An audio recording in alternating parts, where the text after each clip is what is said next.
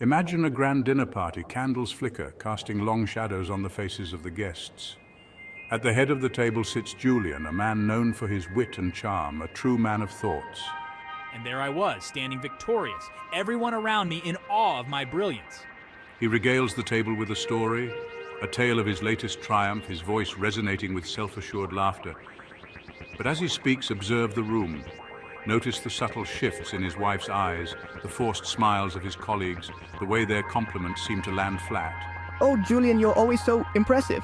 They've heard it all before. The endless loop of self-aggrandizement, the subtle digs disguised as jokes. Julian, you see, is a narcissist. He believes himself to be the sun, and everyone else? Mere planets orbiting his brilliance. He doesn't see their discomfort, their boredom. His world begins and ends with his reflection in the polished silverware, a reflection he finds endlessly fascinating. Narcissists like Julian view the world through a distorted lens. They see others not as individuals, but as extensions of themselves, tools to be used, trophies to be displayed. Your value lies solely in how well you serve their needs, how brightly you burnish their ego. Need an ego boost? You're there to offer praise. Feeling insecure? You become the sounding board for their self-pity. Julian, I really admire your dedication. It's truly inspiring. Imagine offering Julian a genuine compliment at this dinner party. He might bask in it for a moment, but true appreciation eludes him. Instead, he'll twist your words, seeing them as a confirmation of his own brilliance rather than a reflection of your perception. He doesn't see only what you reflect back at him. Well, of course, I always strive for excellence. It's just who I am. The world for a narcissist is a stage, and they are the puppet masters. They thrive on control, on the power they wield over others' emotions.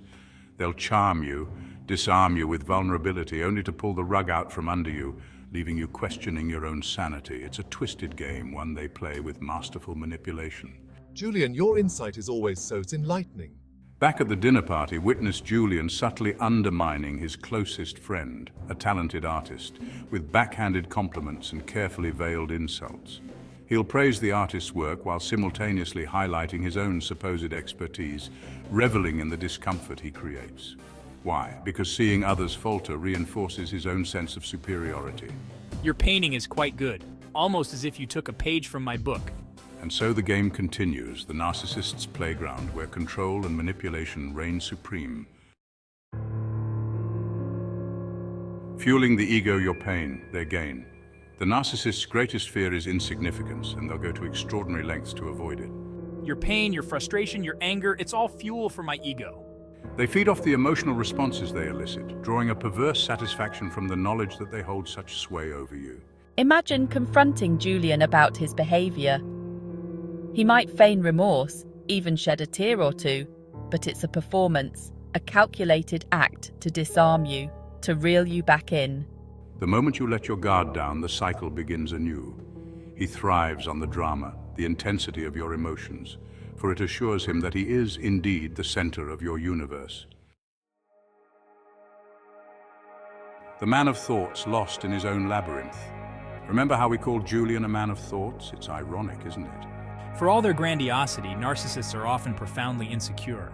They build elaborate mental fortresses to protect their fragile egos, trapping themselves in a labyrinth of their own making. They spend their lives seeking validation, never realizing that true fulfillment comes from within. As the dinner party winds down, observe Julian. The guests have long departed, their laughter replaced by a heavy silence. He sits alone, a glass of wine in hand, staring into the darkness. Is he reflecting on the evening, on the subtle cues he missed, on the emptiness that gnaws at him despite his carefully constructed facade? Or is he lost in his own thoughts, rehearsing his triumphs, oblivious to the desolate landscape of his own creation? The empty throne, a legacy of echoes. The tragedy of the narcissist is that they are forever chasing a phantom, a reflection that can never truly satisfy. They crave love and admiration, but are incapable of reciprocating those feelings in any meaningful way. They leave a trail of broken hearts, shattered dreams, their legacy a collection of echoes rather than genuine connections. In the end, Julian, the man of thoughts, will likely never grasp the depth of his own emptiness. He'll continue to weave his narratives of self-importance, oblivious to the true cost of his actions.